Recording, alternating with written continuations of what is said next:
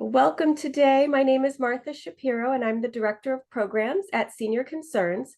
For those of you that aren't familiar with Senior Concerns, our core program are our Meals on Wheels program, our adult daycare program, our Caregiver Resource Center, our senior advocates, and our legal and financial concerns, as well as our educational series, which you are participating in right now.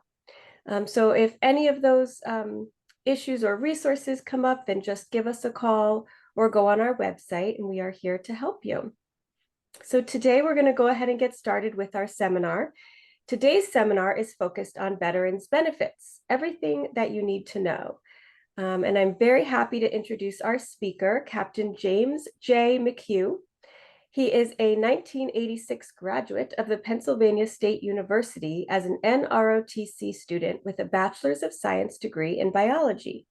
He holds 2 Masters of Arts degrees, one in Computer Resources and Information Systems Management from Webster University, and a second in National Security and Strategic Studies from the United States Naval War College. After a distinguished career in the Navy, he became the Ventura County Veteran Service Officer in April 2021. He is a staunch advocate for veterans and those who stood beside them. So thank you so much for being with us here today. Great. Thank you very much. It's a real pleasure to be here. So glad to talk to folks about the VA benefits and the state benefits and how we can help with those. And as I said, if you got questions, please put them in the question box there, and we'll get to them. So should I just share my screen now? All right, we'll do that.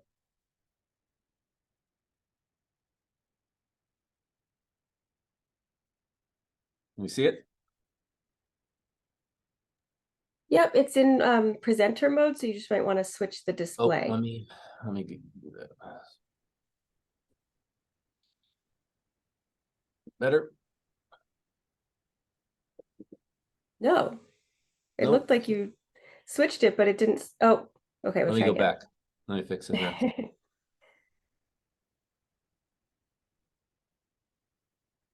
Do it this way. Like this. Oops. Now we'll try it. Is that better? Yes, perfect. Okay. All right. Good. Got the technology out of the way. All right. Again, thank you very much. Appreciate being here. My name is, as I said, Jim McHugh. I am the County Veteran Services Officer. And just said I'm a retired naval officer, was in the Navy for 26 years, was a naval flight officer, aviator. So, I kind of joined the family business as being in the Navy. My father was in the Navy for 30 years, and my sister was also in the Navy for 20 years. So they were both lawyers. So I always tell them that I joined the real Navy. But with all kidding aside, it was a wonderful adventure in the Navy, and now it's a pleasure to be able to serve veterans again. So initially, just talk about the Veteran Services Office and what we've got here is, and at the end of the slide presentation will be our actual address and where we're located. But just to give you an oversight, is that our office is located in Oxnard. Our main office is in Oxnard, near the collection in the River Park building. And we're on the 3rd floor there. But also on the Veteran Service Office is it was established in 1937. It's been around for a long time, but a lot of folks don't really know about it, which is surprising. And hopefully more have as I've had this position. That was part of my mission, is really to get folks out there know about this and what we can do for them. So just a quick overview of what the Veteran Service Office does is that we provide information, referrals, claim preparation, and submit those claims and follow-on services for veterans, also for their dependents and for surviving spouses too. And this is so that they can ensure that they receive the benefits that they were entitled to. But the key about this is we do this free of charge. It doesn't cost anything for our services, and I'm a county employee. We're part of the county. We're not part of the VA, and But unfortunately, there are organizations out there that are going to charge veterans for this type of service. And I really encourage folks to not go to a pay service, because here's some key things is that all my claims officers, I have eight veterans claims officers, we are all VA accredited. What does that mean? That means that we can go into the VA system. We can look at the status of your claims. We can submit claims for you if need be. A lot of these services that say they can guarantee you a certain percentage but just pay us X amount. Many of them aren't accredited. So that means that they can't provide those services. And I'd rather you go off and do this all on your own than you pay someone to fill out a VA form for you. Because these are your benefits that you earn. You should be paying money or a percentage of whatever you get to them for the service where it's available for free from us, from the county or other veteran service organizations out there. But we're here as part of the county. And as I said, I get the 8 claims officers who are all accredited, and that is very important.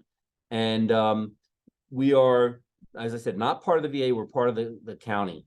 And some folks get that confused, but we work very closely with the VA and with also CalVet. In addition to our main office, we have field offices. And I've got this up here on the slide, gives you information about our field offices. Got one in Camarillo, Thousand Oaks, and also in Simi Valley. And on there, if you can see it, those are the times and days that they're available. Camarillo and the Simi Valley at the America's Job Center on Madeira Road, those are 2 walk-in facilities. The others, one at Supervisor Grell's office and the Simi Valley Senior Center, those are all by appointment. And our main office, we're by appointment too. If so, to make an appointment, just give a call and we can schedule an appointment. We are pretty backed up in our appointments, but that doesn't mean you can't call to schedule one. Just may take a little time, but there's ways that we can ensure that by the time you wait for your appointments, you're not out any kind of money per se, in the sense of getting a claim, the effective date of a claim. But we can talk about that when you call to make an appointment. Or these other field officers are an opportunity also to see our folks. These are all manned by my claims officers. So just the services, the organizations that are out there. Of course, you know about the Department of Veterans Affairs. That is the federal part of the arm that we work with. Also with CalVet. CalVet is the California's Department of Veterans Affairs, and it's a great department. It's got a lot of services for all the veterans out there, and it is. I haven't seen another state that has a department like this. They're all encompassing, and I'll talk a little bit more later on what's each services that they provide. And then down to the county, we're the County Veteran Service Office. There is a County Veteran Service Office in 58 of the 56 counties in this state. The other 2 that don't have them, they're combined with another county just due to the size. But it is a very strong organization, very strong group of folks. And every state, a lot of states have veteran services offices. They may be just organized different. We're organized by counties. Some of other states are organized by state. But we're there. They all provide the same kind of service. And then down below there, you see service providers. These are your nonprofits that are out there that do provide claim services also at no cost to you. Some of the national ones like the DAV, which is Disabled American Veterans, American Legion, and Veterans of Foreign Wars are other organizations that are out there. So let's first talk about the VA. Give a little VA 101 per se. The VA is divided up into 3 different pillars, if you will. There's the Veterans Health Administration, and this obviously is the healthcare facilities for veterans. It's one of the largest healthcare delivery systems in the world. There are over 170 medical centers. 80% of those are affiliated with university medical schools. And this system services over 100,000 patients per day. They operate outpatient clinics, readjustment and counseling centers, as well as nursing homes. And here in California, there are 10 VA medical centers and over 60 outpatient clinics.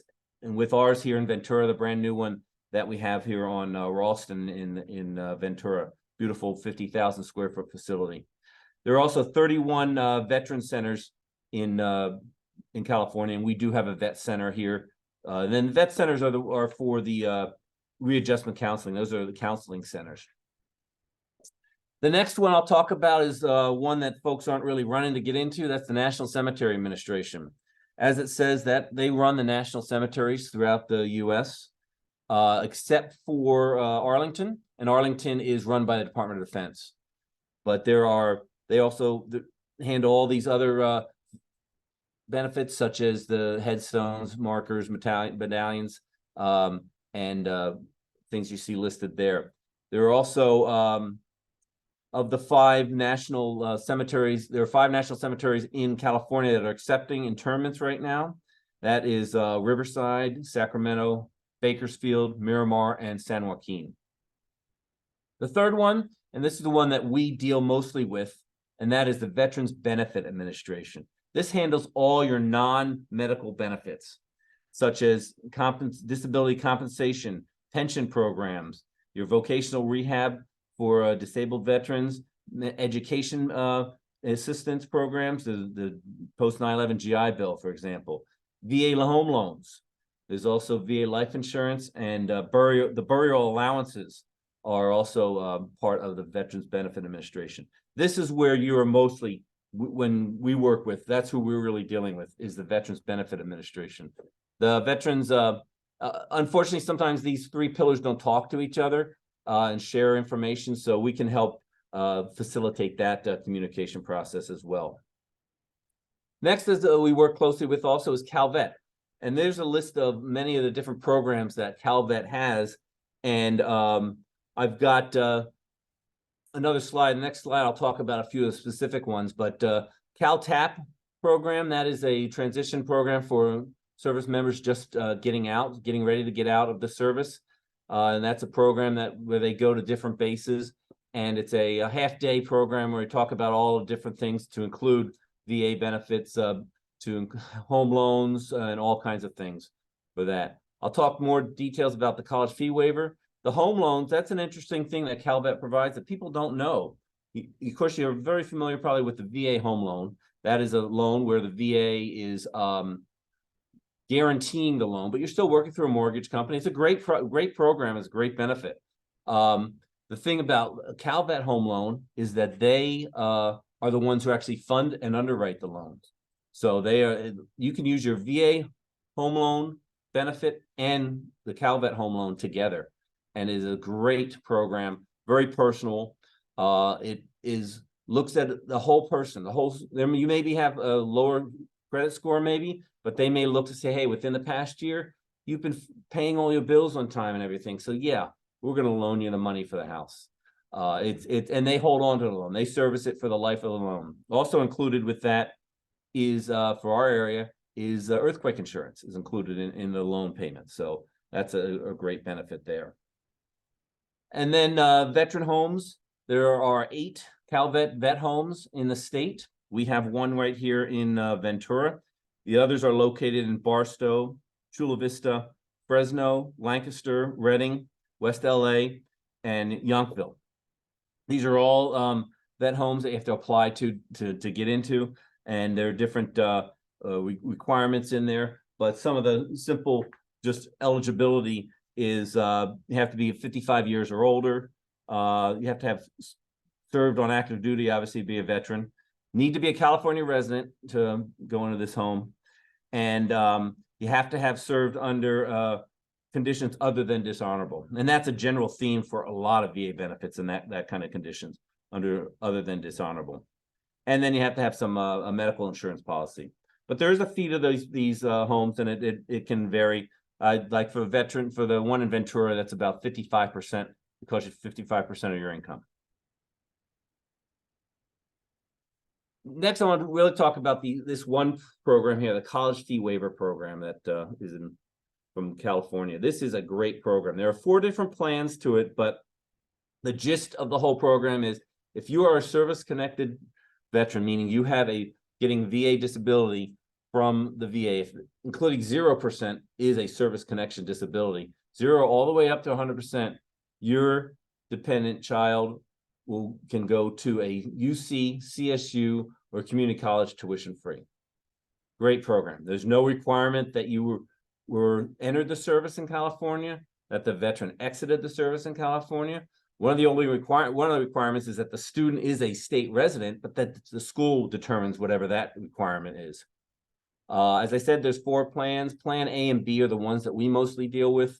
And the plan A is pretty much for a veteran who's 100% service connected. There's no income requirement at that for plan A. Plan B is for any service connected disabled veteran. And that has a income requirement of the student's income, and the parent's contribution cannot be greater than $15,225. And these applications come to our office. We're the ones that approve them and send them off. So that is a wonderful program. We have a lot of folks do it. They have to apply every year. But what's interesting is there's no money exchange in this. This is not like a scholarship. This is a program that actually says fee waiver. The college is waiving the tuition fee. So CalVet's not providing the school with that money. The school is waiving it for veteran dependents. The other thing here, veteran service designation, that is if you want to get veteran on your driver's license. We can provide you the paperwork needed for that to take to the DMV. That's a simple process, and you can walk in. No appointment needed for that. You can just walk into our office and say you need a veteran service designation for your driver's license. And all I ask is if you do, just bring your DD-214, which is your separation paperwork, and your driver's license. We just verify that you're a veteran, honorably discharged, and then we will sign the form and give it to you, and you can take it to the DMV and get veterans on your driver's license. Doesn't cost anything. Used to. The DMV used to charge $5 for this, but that has now changed where it doesn't cost anything. With that same piece of paper, if you qualify for a disabled veteran's license plate, we are also able to sign off on that if you meet the requirements for that. A lot of these California benefits and state and federal benefits are located in this book. If we were there in person, I'd be able to hand these books out to you, but these are readily available at my office, and also probably the field offices have these too. This book is a wealth of information. It's over 200 pages, and it's got state benefits and federal benefits in it. It's such a great resource to have. So back to now bring it down to the County Veteran Service Office. What do we do? Well, here's a list of the ways that we assist, to include counseling for benefits, working with other agencies. I'm going to talk specifically about some of these things, like the DIC, which is dependency indemnity compensation, burial benefits, disability compensation. We help work with those, pension, and you can see, as I said, the college fee waivers and the veteran designation, those also do come through our office. So what a lot of folks are talking to us about, I'd say a majority of the time, is getting service connected, being a service connection disability. So what does that mean? Well, that means you had a condition. Then let me go back one slide here. That means you have a disability that has really occurred in service and may be due to an injury or a disability that was brought about by your time in service. It's probably a chronic condition or a disease. So we're here to help you do that, help you file those claims for those. One of the eligibility requirements, though, is, as I mentioned earlier, you have to have served and have a discharge that is under conditions other than dishonorable. So that means an honorable discharge, general discharge under honorable conditions is good. If someone happens to have an other than honorable discharge, we can still file that claim because the VA will look at your whole service, and they'll may determine, well, VA consider your service honorable for VA purposes. It's not going to change the discharge paperwork, but it's going to make you eligible for some VA benefits. And again, we'll help you file those things. So when we're talking about service-connected disability, we're talking about what is it that you want to claim. Well, the VA is looking for 3 things when we claim a condition. One is it current? Is it a current disability? So that means, have you pretty much seen a doctor within the last year about it? And do you have records about with those things? And we'll need those medical records for the submitting the claim. And then the second thing they're looking for is something that happened in the military service. What incident, illness, injury, or it could be the nature of your job. For example, as I said, I was in aviation. With aviation comes a lot of loud noises. So hearing losses, tinnitus, things like that I don't have to show a specific flight or incident. It's the nature of the job that causes that. Also, if people worked on heavy equipment, let's say, and were jumping on and off heavy equipment all the times and messed up their knee, that could be, something that happened. Or it could be a specific illness, injury, mental health issue are also things that we look for, and that could happen that helps make that in-service event or injury. And then the last thing is the nexus, the links between those two, the current condition and the military, what happened. And there's 4 different ways that they try to make these connections, this nexus. One is it's called direct service. And that means, for example, like you had an illness or you had an exact injury that happened in service, or for example, that would be a direct service connection. The second one is called a secondary service connection. So that means that if you have a disability that is due to another service-connected issue. For example, let's say we go back to you messed up your knee, and that's a service-connected condition you have. Because the knee has been messed up, you've been limping around or whatever, and now your hip hurts. Well, you can also claim your hip secondary to your knee. That's called a secondary service connection. That's just an example of that. Next one is an aggravation. That means you entered the service with some condition, and hopefully it would be on the entry physical. And then as you during your time in service, that condition got worse, got aggravated. And then you can claim that as an aggravation. And the last one is a presumptive condition. These are conditions that have been determined by law, that if you were in, and I'm being very broad in this sense, and I'll get in a little more detail on it. If you were in an area at a certain time, and you have this condition, then the VA presumes it's service connected. I don't need to show any kind of, direct thing. It's presumed because you were in the area, prescribed area at a certain time. For example, for our Vietnam vets, big presumptive, big issue there is Agent Orange, the herbicide. It's caused many different illnesses. And the presumption there is that when you're in Vietnam during the certain time, which right now is 62 to 75, and you have one of the conditions that have been determined as a result of Agent Orange, then if you claim that under presumptive, that is already presumed to be service connected, and then we just rate how severe that is. For most recently, I don't know if anyone's heard about the PACT Act. That's a new act that got signed in August of 2022.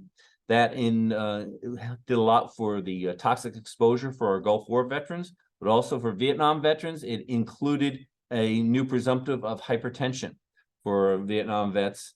So being able to claim hypertension as a result of Agent Orange, but it also expanded the area. So it wasn't just Vietnam anymore. It is also Guam and Thailand are also included in those areas as being a presumptive area for Agent Orange exposure. Other presumptives are for our Gulf War veterans as a result of the PACT Act. There are different respiratory conditions and so forth.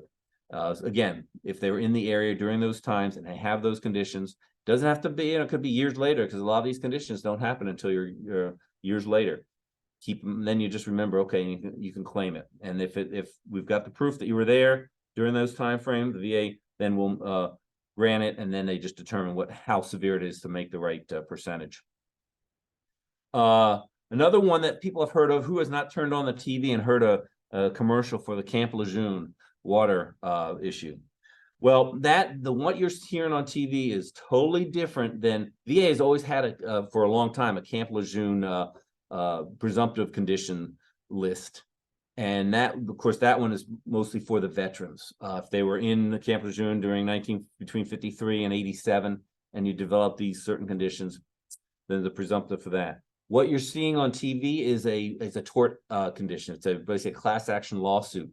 It's really for families. For veterans could certainly participate in also, but it's for families, civilian workers that were in those areas at the same time.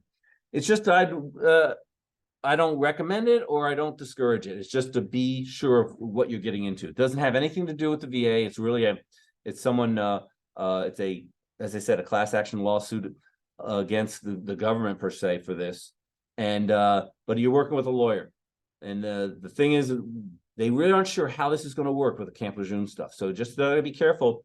And they don't know how much money is going to get awarded or what gets awarded. But remember, you're working with a law firm, and the law firm is going to take a cut of that money. But also, you're not going to get paid twice, meaning if the VA or the government is already paying you or has already paid money for your treatment, that will come off the award. Simple math example, let's say you were awarded $1,000 as a result of this, and then it's shown that the government has already paid $500 to you, either as compensation or in medical payments or whatever. The only amount you would get would be $500. However, the lawyers get paid off of the total amount, so their percentage would come off of the $1,000 place to $500.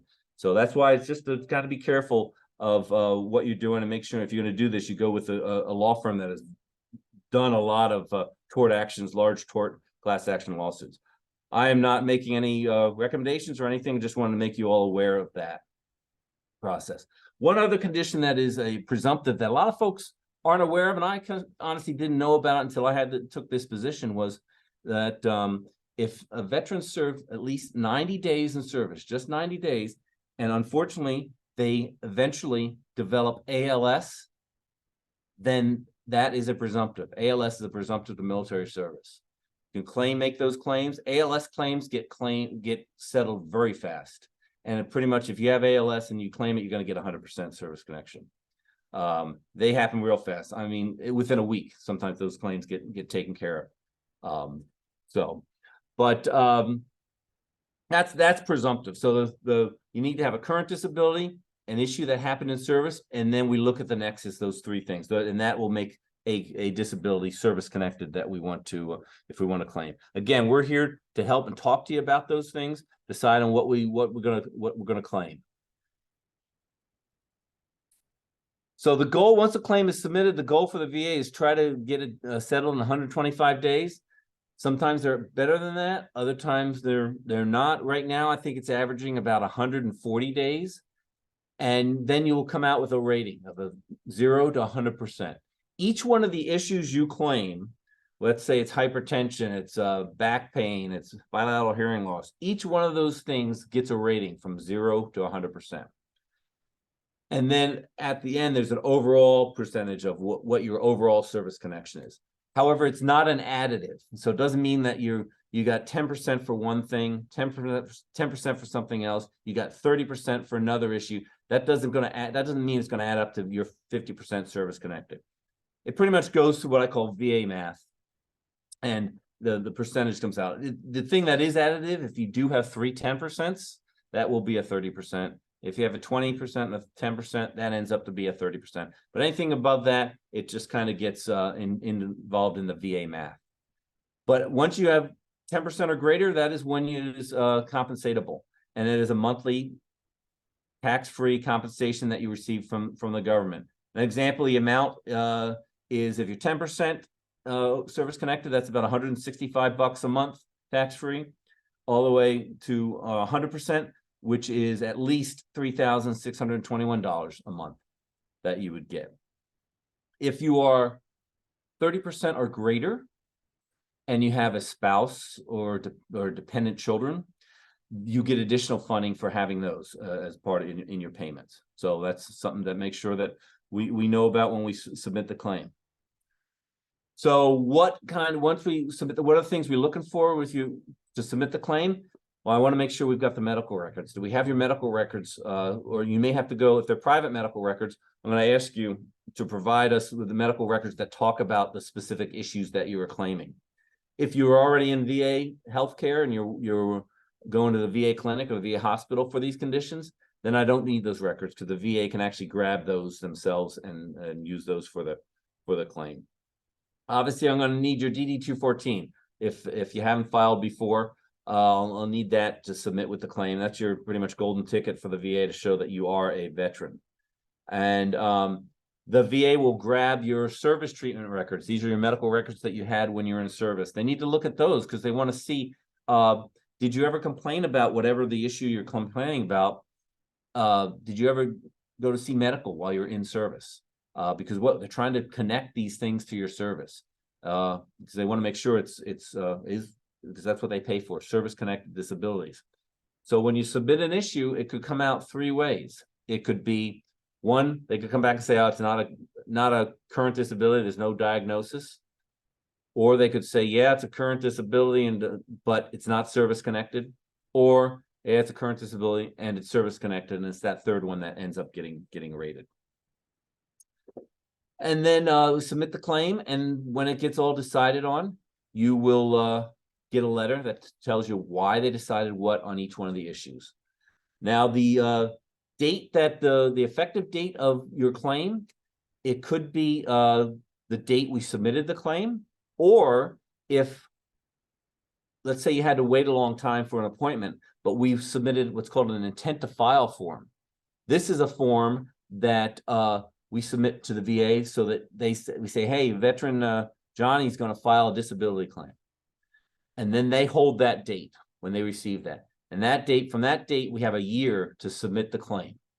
And then when the claim gets decided, whenever it gets decided, the effective date will go back to that initial date. And then if it took 6 months to decide on it after you submitted, and you submitted 6 months after your intent to file, then you will get a year's worth of retro payment, one lump sum, depending on whatever they decided on. So you're not out money, particularly if you have an intent to file in. Other benefits that we deal with, that we help out with, is VA pension. This is, there's the non-service connected pension. That's for a veteran who's not service connected. They don't have a disability payment. They're not getting any of that kind of stuff. This program, these two pension programs are needs-based. So that means there's a minimum, there's an income requirement for these pension programs.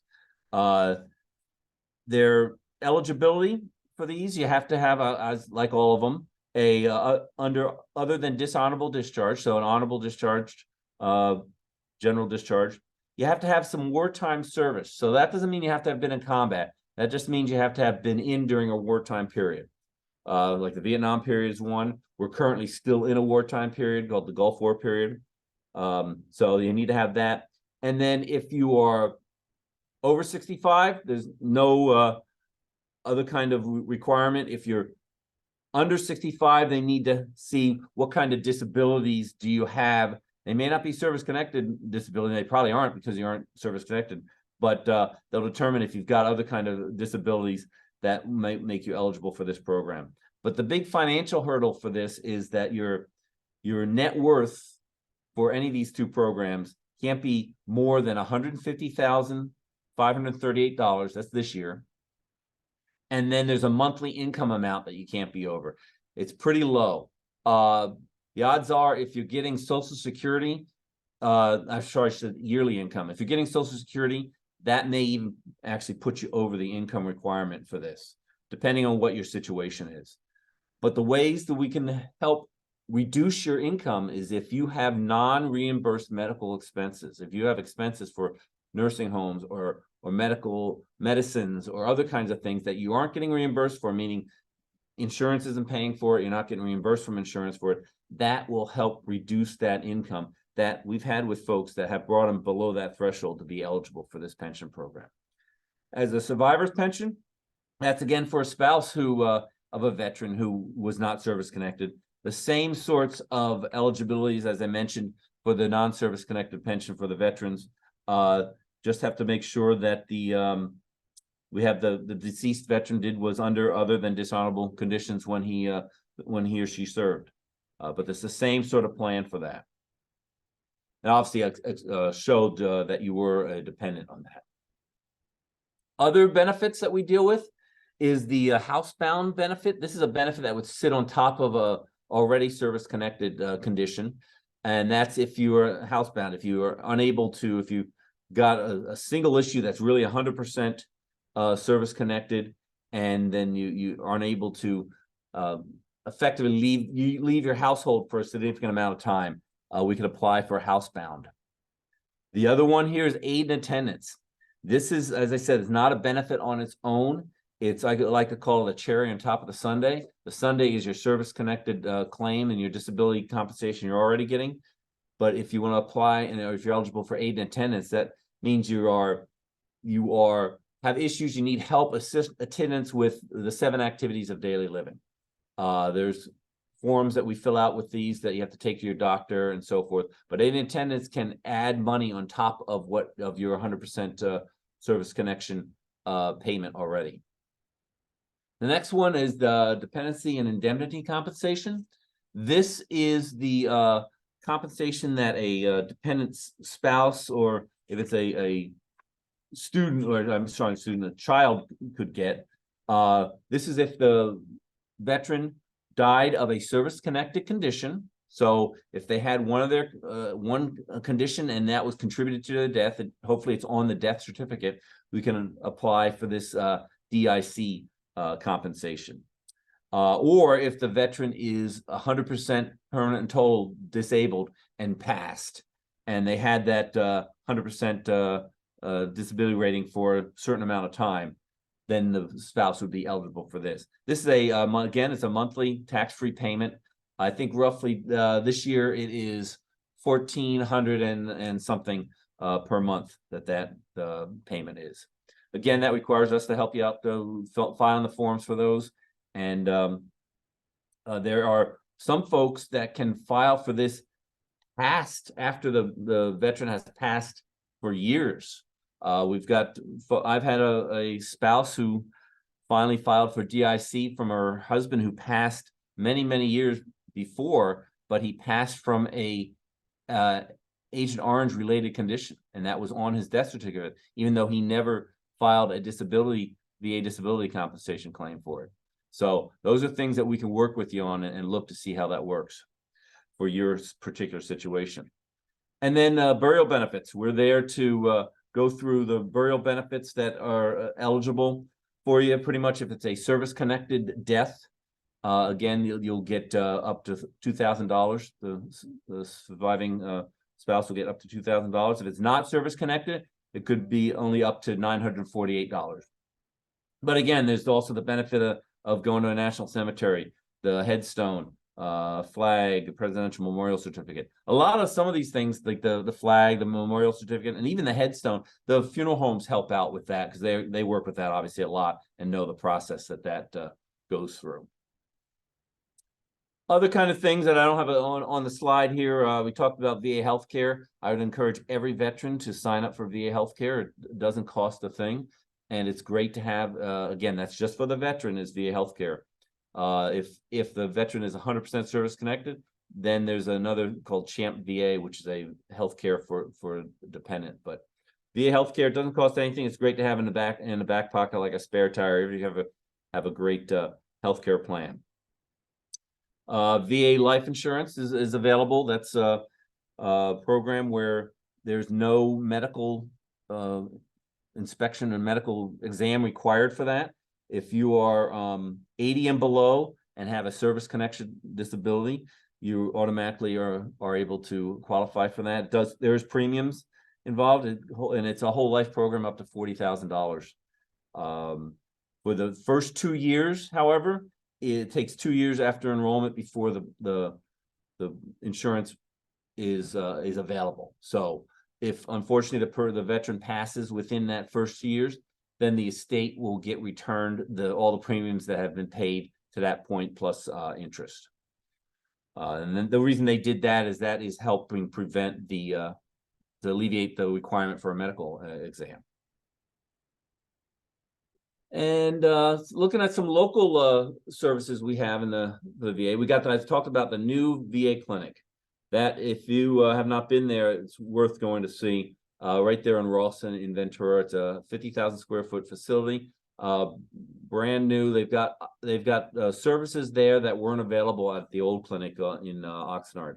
There's audiology, physical therapies there, mental health is there. They have cardiology and pulmonology come in monthly. There is a women's clinic as part of this with a separate entrance, a separate reception, separate waiting area is there. They're still working on building out their eye clinic, but that will be coming soon. So it's something worth seeing, and it's a great facility that we have now in our county. And then there is a vet center, as I mentioned earlier, here in Ventura for veterans who need some counseling. So lastly, just this is a summary of what we have done over the last year, from last calendar year. We processed over 2,100,000 claims. That garnered over $5.5 million in retro payments. Those are the payments that go back to when the effective date of the claim. Over $721,000 in monthly payments. And we granted over 650 college fee waivers. Those fee waivers saved veterans over $3.2 million in tuition. So that, as I said, is a great benefit. These retro payments that I talked about, I just had one of my claims officers just worked with a veteran, and he was able, just based on the timing and what he's been working on, he was able to get a retro payment of over $130,000 in retro payment. So this is the kind of work that we're proud to be able to work with veterans on these issues. And it can be challenging. It can be to do it on your own. But if you don't remember anything, just remember this one thing from this presentation is don't pay anyone to fill out a VA form for you, because we are here to help you do it without any cost. And it's not like I'm trying to sell you anything in the sense of, because I don't get any greater benefit, whether you're 0% or 100%, we get the satisfaction that you're getting the benefit that you have earned. So with that, here's our address, just if you want to write it down, on our phone number, right there in North Ventura Road, right near the collection and the collection shopping center. And that's our main number where you can call to make an appointment.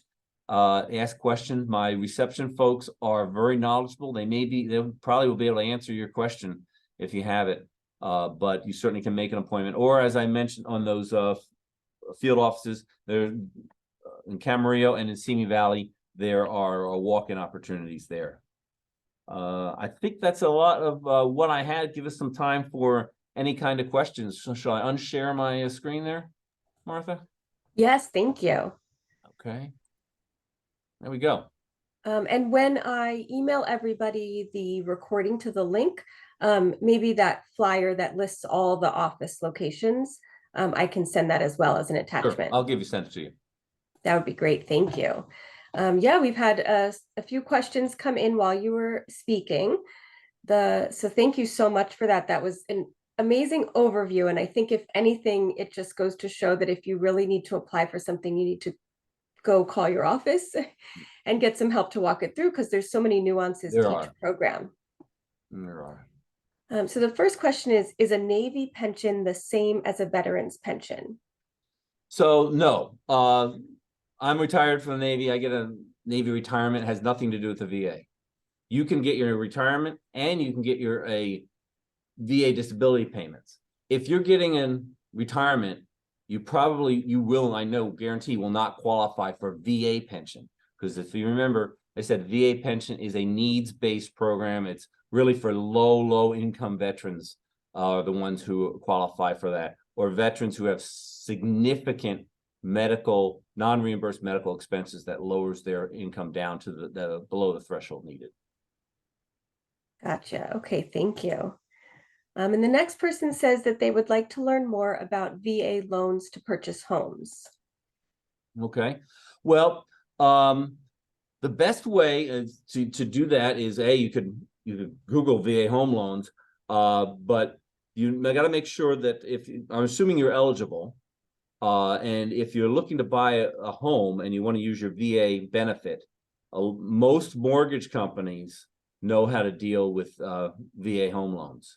And the thing about that is the fees are less. There's certain fees you may not have to pay if you're a service-connected veteran. The rates are very comparable, very competitive there. And there's the amount that you can get under a VA loan. And the key about a VA loan is there's no down payment requirement. There's no PMI. So that's important kind of stuff. We personally do not, that's just a VA benefit. We don't deal at all with the VA home loans. But that's, if you go to loan or just can kind of look on the web about VA home loans and what it is. Remember, it's the VA is guaranteeing the loan to the lender. So that means that is what's preventing the lender having to require a down payment, because the VA is kind of guaranteeing that down payment, if you will. But you're still getting a loan through a normal mortgage company and so forth, and still have to make the eligibility requirements that they require for the loan. Gotcha. Thank you. Okay, this next one is specific situation, but I think it might be beneficial to more than one person. This person's wife applied for VA benefits and was denied based on income, but the letter that they received indicated that there is an exemption for, quote, severe disability subject to an assessment. They can't find an answer on how to apply for the assessment for severe disability, and it's been dragging on for a couple of years now. Do you know how that process works? Well, the unknown for me in that question is what benefit that they were applying for, because the only one of the benefits that because of income is the pension piece. That's is an income requirement there. Like VA disability payment, there's no income. You could be a millionaire and still have your VA disability compensation payments. Are we talking about a family care benefit, which is another VA thing that can happen, that family caregivers can get some benefit from the VA if they're caring for a veteran who's at least 70% service connected, things like that. So there's some unknown information in that question that I don't know, but what I would suggest, just wrote in medical benefits. Medical benefits. So like going to the VA healthcare, enrolling in VA healthcare probably is what she's talking about, maybe. Because there is a point, if you aren't service connected, meaning they don't have a service connected disability, there are 8 different priorities in VA healthcare.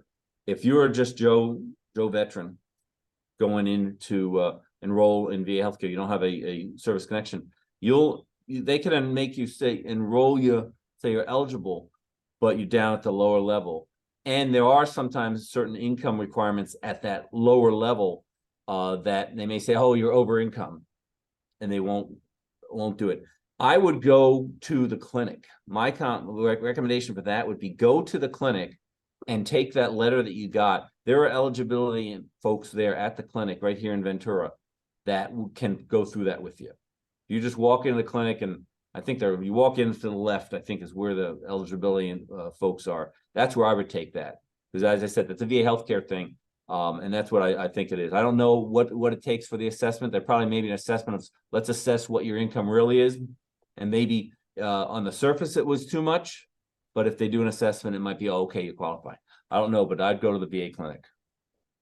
Okay, thank you. I hope that helps.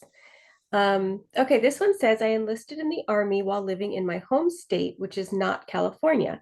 However, I've lived in California now for more than 30 years. Would I be eligible for California vet benefits such as park passes or other vet benefits?